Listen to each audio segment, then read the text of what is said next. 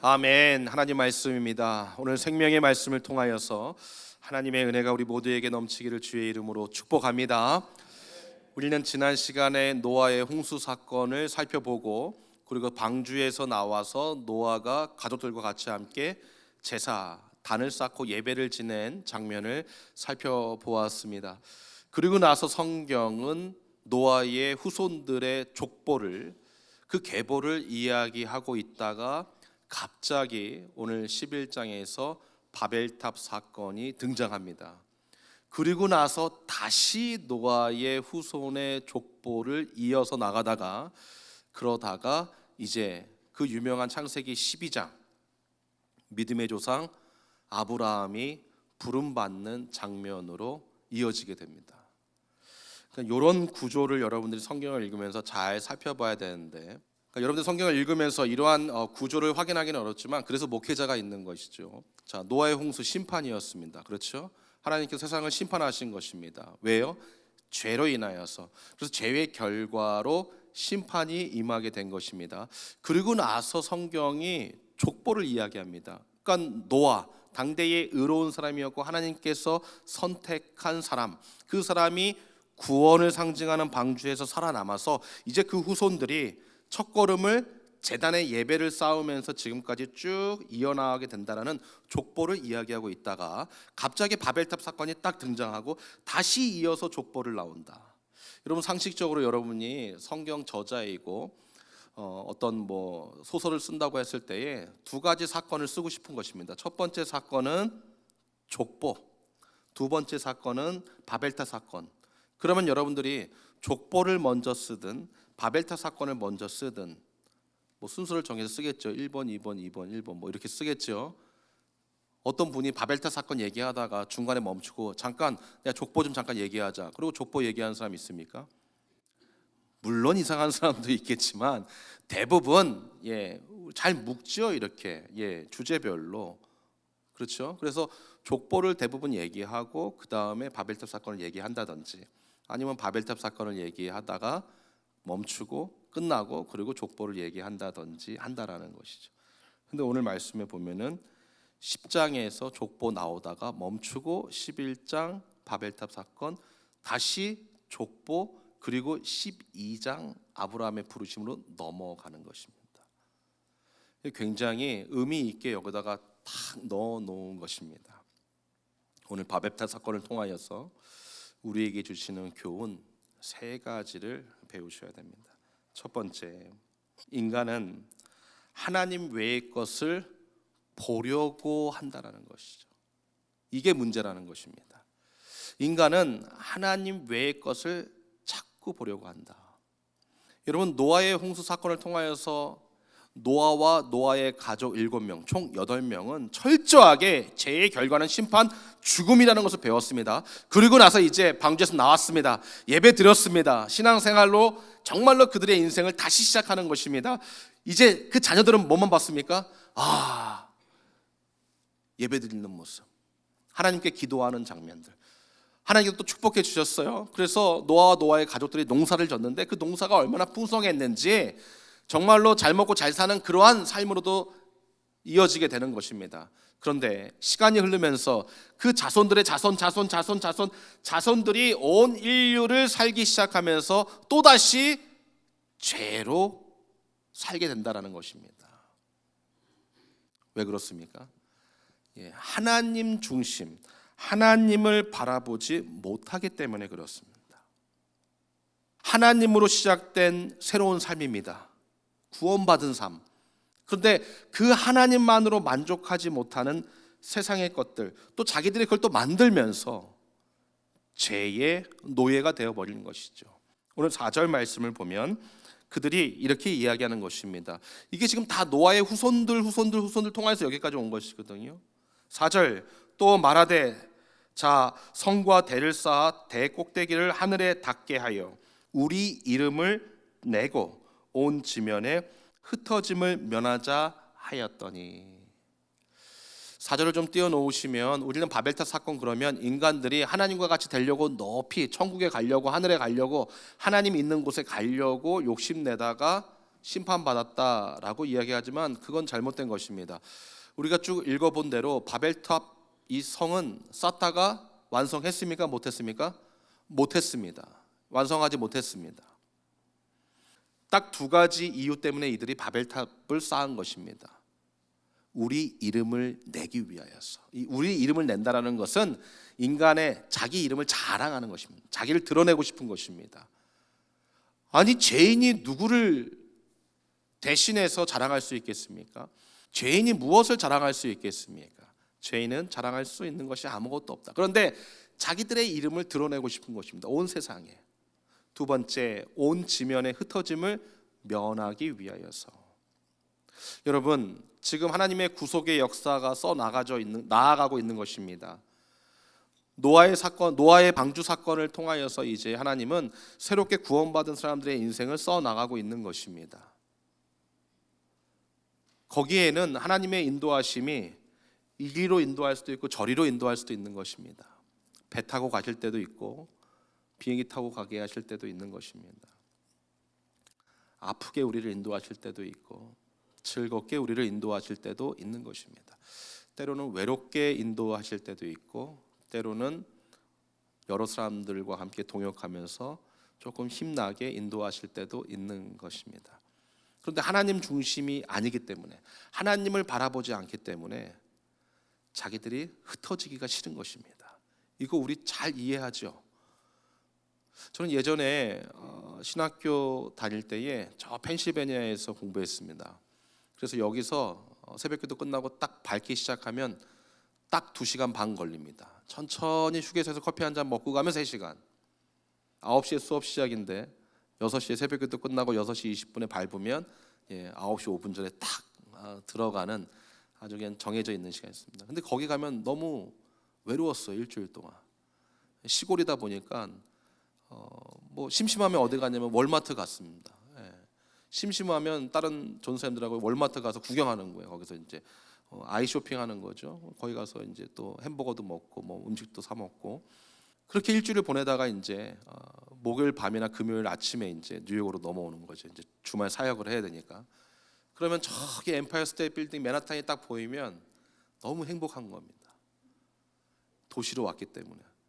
그러다가 이제 와이스톤 브릿지나 뚜로넥 브릿지를 넘어오면 이제는 거의 고향에 온 수준입니다. 왜요?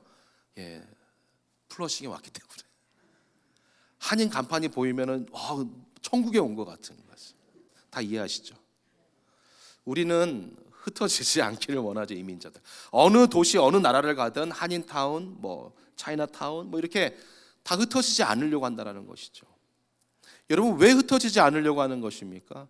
자기들끼리 살려고만 하는 것입니다. 하나님이 흩으실 수도 있는 것입니다. 하나님께서 흩어지지 않게 모으실 수도 있는 것인데 인간들이 자기 계획대로 자기 생각대로 결정해서 야, 우리 흩어지면 안 돼. 그렇기 때문에 우리 바벨탑 쌓자 이러는 것입니다. 그게 잘못되었다라는 것이죠. 초대교회의 예루살렘 교회에서 큰 핍박이 임하게 되죠. 그래서 그 핍박 가운데 대표적으로 스데반 집사도 큰 핍박을 당하게 됩니다. 계속된 핍박 가운데 예루살렘 교회가 대표 교회거든요. 초대교회에. 근데 그 대표 교회의 성도들이 다 흩어짐을 당하게 됩니다. 어쩔 수 없이 너무 핍박이 심하니까 자녀들을 위하여서 또 신앙을 지키기 위하여서 어쩔 수 없이 예루살렘 그 도시를 자기들의 고향을 떠날 수밖에 없는 것입니다. 흩어지게 되었습니다. 당시에는 소수 기독교인들이기 때문에 이게 흩어지면 안 되는 것입니다. 야, 우리끼리 모아 있어야 돼. 힘 닿는 대로 우리는 힘을 합쳐서 서로 도와줘야 돼. 돈 없는 사람 돈도 좀 주고, 뭐 신분 없는 사람 신분도 우리가 좀 도와주고 이러면서 우리는 똘똘 뭉쳐야 돼. 이렇게 했단 말이죠. 그런데 그들은 하나님께서 흩어짐을 인도하실 때, 흩어뜨리실 때에 핍박으로 그들은 순종해서 도망가지 않고 다 뿔뿔이 흩어지게 됩니다. 우리가 배운 대로 그 흩어진 사람들이 그 소아시아에 있는 수많은 교회들의 기초를 닦게 되는 것이죠. 그래서 제자들과 사도 바울이 복음을 전하러 그 소아시아 지역에 갔을 때에 이미 복음을 듣고 신앙생활하는 사람들이 개척 멤버가 되어주고 같이 힘을 보태주는 놀라운 이 복음의 시너지 역할을 했던 것이죠. 할렐루야. 그러므로 하나님 중심이 되지 않으면 자꾸 나만 잘 먹고 잘 살기 위하여서 신앙생활하는 사람들이 되는 것이고, 나를 드러내려고 하는 것이고, 자랑하고 싶고, 뭔가 드러내고 싶고. 그러나 때로는 하나님께서 우리를 흩으실 때도 있고, 우리의 이름이 드러나지 않아도 그리스도의 이름만 드러나는 복음의 증인들로 우리를 인도하신다라는 것을 여러분 꼭 잊지 않기를 주의 이름으로 간절히 축복합니다. 그래서 출애굽한 이스라엘 백성들의 광야 인생이 중요한 것입니다. 낮에는 구름 기둥, 밤에는 불 기둥. 이 기둥들이 움직일 때만 이스라엘 백성들이 움직였습니다. 하나님만 바라보고 가야 되는 것입니다. 낮에는 구름 기둥이 없으면 땡볕에 죽습니다. 밤에는 불 기둥이 없으면 추워서 얼어 죽습니다. 그러니까 하나님께서 구름 기둥과 불 기둥을 주지 않으면 죽는 것입니다. 그걸 바라보면서 움직이면 가야 되는 것입니다. 40년, 이건 너무 긴 시간입니다. 그러나 그럴 때에 하나님의 만나와 메추라기를 먹으며 하나님의 은혜를 경험하게 되는 줄 믿습니다. 그러나 그 광야에서 하나님을 바라보지 않는 사람들, 말씀에 순종하지 않는 사람들은 어땠습니까? 아무리 자기가 욕심을 우리 가족들 위하여서 만나 메추라기를 그냥 마음껏 갖고 왔지만 그 말씀에 순종하지 못한 사람들의 음식들은 다 어떻게 됐죠? 다 썩어져 못 먹게 되었던 것이죠. 두 번째로, 이 바벨탑 사건은 죄의 결과로 임하는 심판인데, 죄의 문제는 오직 예수님 밖에는 해결자가 없습니다. 할렐루야. 우리의 죄의 문제는 예수님 밖에 해결자가 없다라는 것이죠. 노아 홍수 이후에 하나님은 새로운 기회를 주시는 것이죠. 수많은 족보를 통하여서 노아의 후손들이 늘어나지만 죄는 여전히 세상에 만연합니다. 안타까운 것은 노아 홍수 그 심판의 이유가 무엇이었습니까? 사람들이 폐괴하고 강포가 땅에 가득했다. 서로 싸우고 미워하고 욕심 부리고 그러면서 하나님께서 이 땅을 심판하셨는데, 오늘 이 바벨탑 사건도 자기들의 욕심으로 말미암아 동일하게 똑같이 심판을 당하게 되는 것입니다. 결국 이 죄의 결과는 자기의 심판으로 이어지게 되는 것입니다. 그리고 여러분, 죄 무서워하셔야 되는 것입니다. 죄라는 이 히브리어 원어의 뜻은 관역에서 빗겨났다라는 것입니다. 관역. 그러니까 우리가 하나님의 말씀대로 살아가는 것이 우리의 관역이 될 것입니다. 저 천국을 향하여서 가는 것이 우리의 관역이 될 것입니다. 복음의 증인으로 우리는 다 사명이 있는 것이죠. 그래서 죽어가는 영혼들 전도하고 선교하는 것, 영혼 구원이 우리의 관역이 될 것입니다. 그러기 위하여서 봉사하고 섬기는 것, 우리의 관역이 될 것입니다. 하나님을 사랑하는 예배를 잘 드리고 섬기는 것, 관역이 될 것입니다. 이웃을 사랑하고 내 몸과 같이 사랑하는 것, 관역이 될 것입니다. 그렇지 않다면 우리는 관역에서 뭐 했다?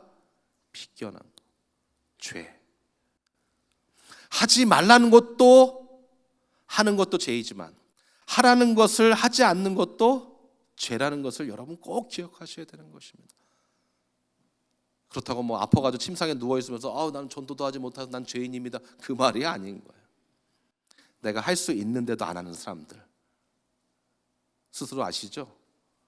내가 할 수 있는데도 안 하는 거, 나 좀 편하려고, 내 시간 채우려고, 내가 하고 싶은 거 하려고, 내가 낼 수 있으면서도 도와주지 않는 거, 내 거라고 착각하여서 하나님이 나에게 이만큼 주신 것인데 내 거라고 착각해서 관역에서 빗겨난 것이다라는 것이죠. 그렇기 때문에 우리는 가능성이 없는 것입니다. 그래서 하나님께서 믿음의 조상 아브라함을 딱 등장시키십니다. 이 죄의 문제 앞에서는 우리는 늘 좌절하고 절망합니다. 아유, 나는 또 죄졌구나. 목사이면서 내가 또 화가 났구나. 혈기를 냈구나. 아이고, 내가 막 미움이 막 살아나네. 나는 목사를 하지 말아야 되는구나. 막 이런 마음이 물려와. 나만의 또 바벨탑을 쌓았구나. 내 이름을 드러내려고 하고 흩어지지 않으려고 하고.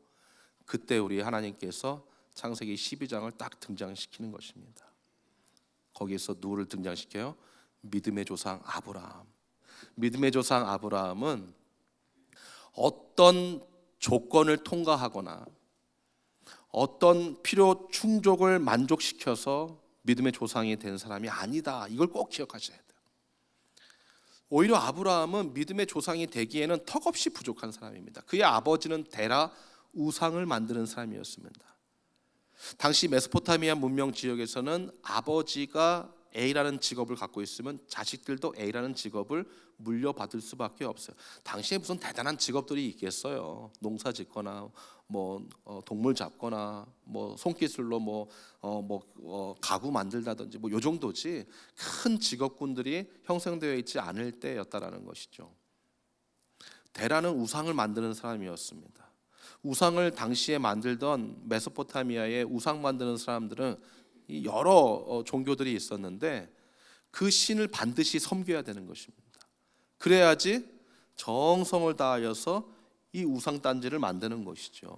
그래서 목욕하고 좋은 옷 입고 그래서 이 우상 단지를 만드는 거예요. 당시 문화가 그랬단 말이죠. 데라가 그랬습니다. 아브라함이 그랬을 거라는 것은 모든 학자들이 동의하는 것입니다. 좀 착하고 정직하고 좀 괜찮은 인물을 우리 하나님께서 믿음의 조상으로 선택하지 아니하시고 그런 정말로 볼품 없고 정말로 도저히 인정할 수 없는 아브라함을 믿음의 조상으로 세운 것은 하나님께서 그만큼 바벨탑을 쌓으며 살고 있는 우리들을 사랑하신다는 하나의 증거라는 것입니다. 할렐루야. 그래서 이 죄의 문제의 해결은 예수님밖에 없는 것이에요. 나의 이 죄성을 해결할 수 있는 분은 예수님밖에 없는 거예요. 그 예수님을 바라보았을 때 비록 내가 우상 만드는 아브라함과 같은 사람일지라도 하나님은 나를 통하여 믿음의 조상의 반열에 들게 하시는 줄 믿습니다. 그래서 우리는 여기 앉아 있는 것입니다.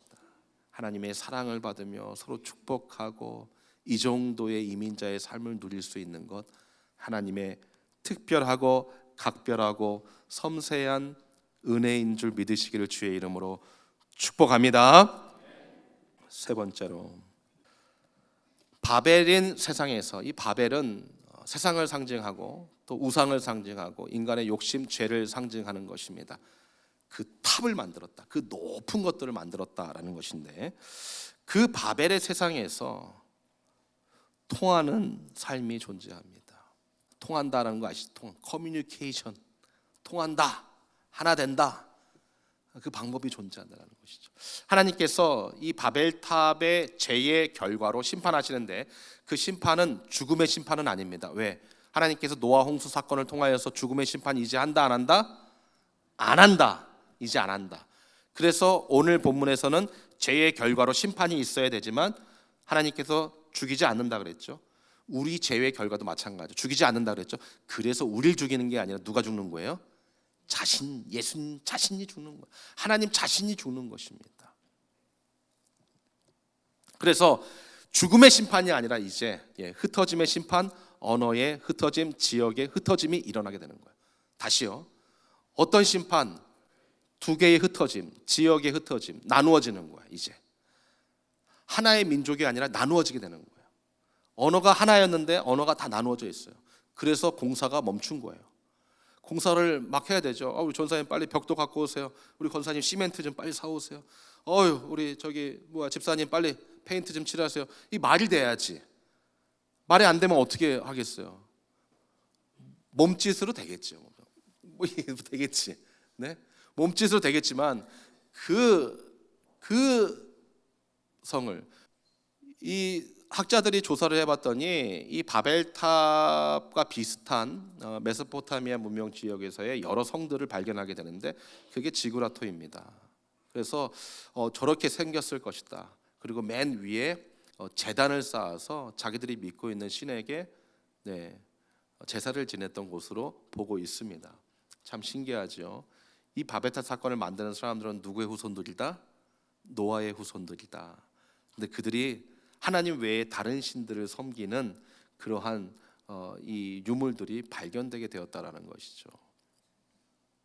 바벨탑이 정말 저렇게 생겼을지 모르겠지만 당시의 사람들이 저러한 건축 구조물로 계속해서 성을 쌓았다라는 것입니다. 하나가 발견된 게 아니라 굉장히 많은 지구라토가 발견되게 되었죠. 그 말은 무슨 말입니까?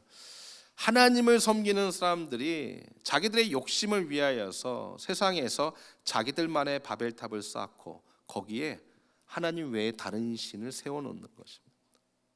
이게 인간의 욕심이라는 것이죠. 그래서 하나님께서 다 이들을 갈라 놓으십니다. 당시 언어가 하나였습니다. 그렇기 때문에 언어가 갈라지니까 저 성을 짓다가 쌓지 못하는 것입니다. 말이 통하지 않으니까. 그래서 오늘 말씀해 봤더니 8절에 여호와께서 거기서 그들을 온 지면에 흩으신 고로 그들이 성 쌓기를 그쳤더라. 9절 그러므로 그 이름을 바벨이라 하니 이는 여호와께서 거기서 온 땅의 언어를 혼잡케 하셨습니다. 여호와께서 거기서 그들을 온 지면에 흩으셨더라.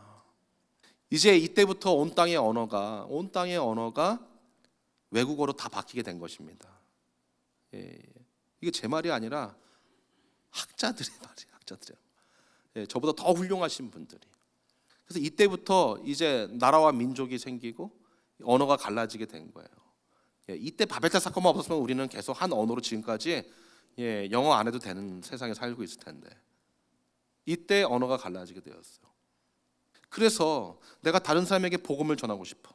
내가 다른 사람에게 노아의 그 믿음의 약속을 내가 전하고 싶어. 그 무지개 언약을 전하고 싶지만 말이 통하지 않으니 전할 수 있어요, 없어요? 전할 수 없다. 내가 저 사람의 아픔을 알고 싶어. 저 사람의 눈물을 알고 싶어. 하지만 말이 통하지 않으니까 가능하지가 않은 것입니다. 이 흩어진 사건이 이제 신약에 와서 하나가 되게 되죠. 사도행전 2장에 우리 예수님께서 하늘로 승천하시고 그리고 성령을 보내주십니다. 성령 하나님을 우리에게 보내주셔서 이제 성령님과 함께 동행하며 사는 삶을 우리에게 허락해 주셨어요. 이 마가의 다락방에 임한 성령의 임재 사건입니다. 제가 읽을 때 여러분 따라오십시오. 오순절 날이 이미 이름에 저희가 다 같이 한 곳에 모였더니 호련히 하늘로부터 급하고 강한 바람 같은 소리가 있어 저희 앞에 온 집에 가득하며 불의 여같이 갈라지는 것이 저희에게 보여 각 사람에 임하여 있더니 저희가 다 성령의 충만함을 받고 성령이 말하게 하심을 따라 다른 방언으로 말하기를 시작하니라. 저기서 말하는 성령의 충만함을 받고라는 것은 성령님이 오신 다음에 충만한 상태를 의미하는 것입니다. 어떤 교회나 어떤 목회자는 또 이것을 우리가 예수님을 믿고 성령 세례를 받아야 되고 또 성령 충만을 또 받아야 된다 이렇게 강조하는 분들이 있습니다. 잘못된 것입니다. 고린도전서 12장 3절에 보시면 성령으로 아니하고는 예수를 주로 시인할 수 없다 말하고 있습니다. 우리가 예수님을 믿는 순간, 우리가 구원받는 순간 삼위일체 하나님, 성부 하나님, 성자 예수님, 성령 하나님 이 세 분이 우리와 임마누엘로 함께하고 계시는 줄 믿으시기를 주의 이름으로 축복합니다. 그렇기 때문에 그게 바로 성령 세례인 것입니다. 성령 세례. 그래서 어떤 교단에서는 성령 세례, 성령 충만의 증거가 방언이라 그러는데 아닙니다. 은사 중에 하나가 방언이긴 맞습니다. 그러나 은사 중에서 가장 중요한 은사가 뭐죠? 사랑, 절제. 내가 천사의 말을 하고 어떠한 소리를 낸다고 해도 사랑이 없으면 아무것도 아니다라는 것이죠. 절제. 내가 아무리 능력이 있고 방언하면 뭡니까? 절제하지 못하면 절제가 무엇입니까? 어떤 때 절제하라는 것입니까? 어제 우리 세 가족 마지막 환영회 때 제가 나와서 인사했지 않습니까? 우리 VIP 분들 33명 왔습니다. 어제. 그때 제가 거기서 막 방언으로 막 샬라샬라 하면 그분들이 할렐루야 아멘 막 그러겠습니까? 여기 이상한 교회구나. 방언의 능력, 말씀의 능력을 믿지 않아서가 아닙니다. 오히려 이 사람들을 배려해야 되는 것이죠. 저는 천주교도 가봤습니다. 불교도 가봤습니다. 군대에 있을 때 떡 먹으러 가봤습니다. 전화카드 2,000원짜리를 준다 그래서 천주교 갔습니다. 천주교는 돈이 많더라고요. 그래서 전화카드를 주고 불교는 떡을 줬습니다. 들어갔는데 굉장히 어색한 겁니다. 이게 전혀 이상한 겁니다. 냄새도 그렇고 분위기도 그렇고 사랑, 절제. 성령의 충만함의 것은 무엇이냐면 성령으로 채워져 있는 것입니다. 그러니까 하나님으로 채워져 있는 것입니다. 말씀으로 채워져 있는 것입니다. 그래서 내가 무엇을 하든지 하나님 생각으로 가득 차 있는 것을 저는 성령 충만이라고 보고 있습니다. 그러니까 성령을 읽지 않고 예배드리지도 않고 기도하지도 않고 하나님 생각을 하지 않으면 내 안에 성령 충만이 되지 않는 거지. 성령님은 계십니다. 계셔. 하지만 성령님께서 나를 어떻게 인도하시는지를 충만해야 알 수 있고 따라갈 수 있고 순종할 수 있는데 그런 상태가 아니니까 성령님이 계시지만 내주하고 계시지만 그분의 세밀한 음성을 듣지 못하는 것입니다. 다른 방언으로 말하기를 시작한다. 그 다른 방언을 말하기로 시작한다는 것은 외국어를 얘기하는 것입니다. 외국어. 5절. 그때에 경건한 유대인이 천하 각국으로부터 와서 예루살렘에 우거하더니 이 소리가 나매, 그러니까 이 방언 소리가 나매 큰 무리가 모여 각각 자기의 방언으로 제자들의 말하는 것을 듣고 소동하여 다 놀라 기이 여겨 이르되 보라 이 말하는 사람이 다 갈릴리 사람이 아니냐. 8절 다 같이 시작.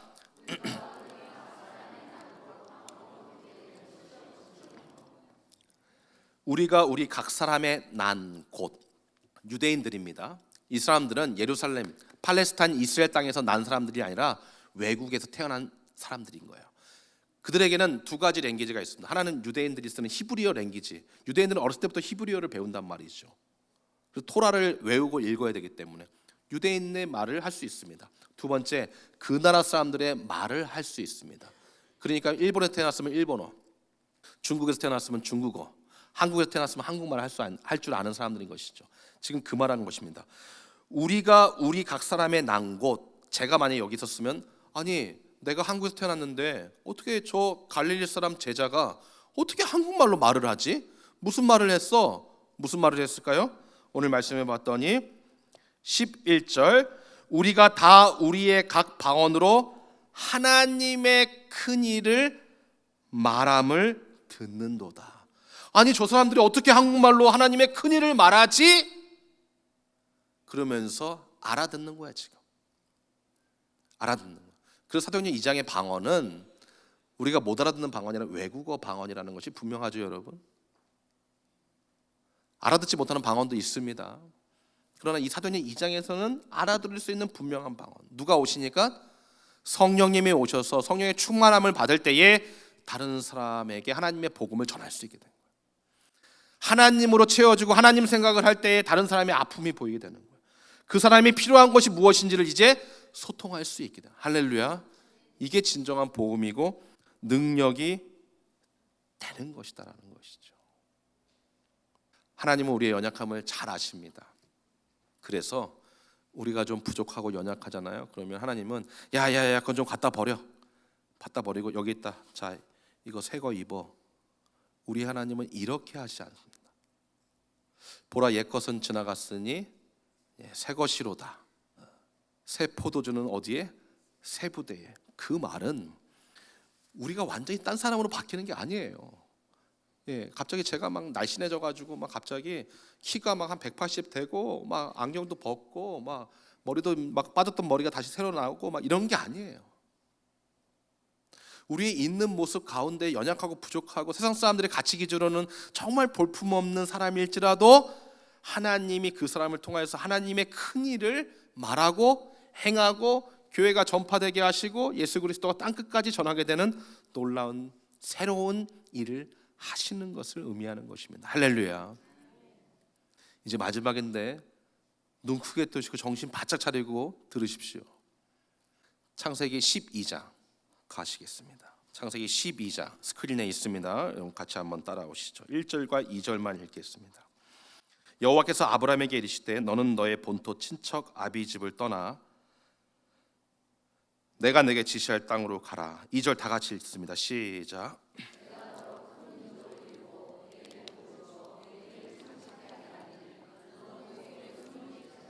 아멘. 제가 정신 바짝 차리라 그랬죠. 2절. 저는 이 2절을 읽으면서 아주 소름이 끼치고 지금도 그 생각을 하니까 1부 때는 안 그랬는데 지금 울컥하는 거야.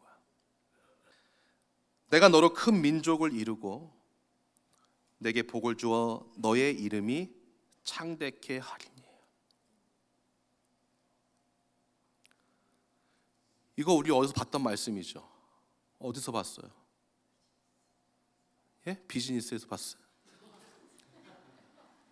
아니, 지금 2절 말씀 우리가 좀 전에 어디서 봤어요? 11장 4절에. 창세기 11장 4절 보여주세요. 다 같이 한번 읽겠습니다. 시작. 또 말하되 자 성과 대를 쌓아 대꼭대기를 흩어짐을 면하자 하였더니. 이해되시죠? 고개 까딱까딱 하시는 분, 수준 높으신 분들.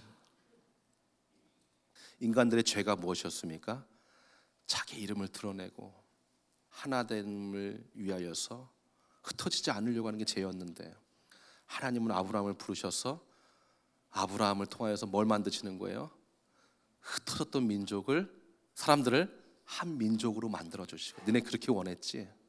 내가 만들어 줄게요. 너네들 그렇게 네 이름 창대케 되기를 원했지? 내가 그렇게 만들어 줄게. 하나님은 이런 분이십니다. 할렐루야. 그들의 죄악을 온전히 긍휼히 여기셔서 그러한 우리들의 욕심 가운데 하나님은 그걸 다시 선하게 바꾸셔서 이제는 하나님의 영광을 위하여서 너희들 흩어지지 말고 나라별로, 민족별로, 네이션, 각 나라와 민족으로 하나님의 일을 하고 너의 이름을 창대케 해서 세상에 드러나게 해서 너는 복의 근원이 될지라. 하나님은 우리의 연약함을 이렇게 사용하시는 것입니다. 바베텔 사건의 그 죄인들의 모습을 오히려 축복으로 바꾸셔서 믿음의 조상이 되게 만드시는 하나님의 정말 그 신의 한 수. 저는 말씀 묵상하면서 무섭다.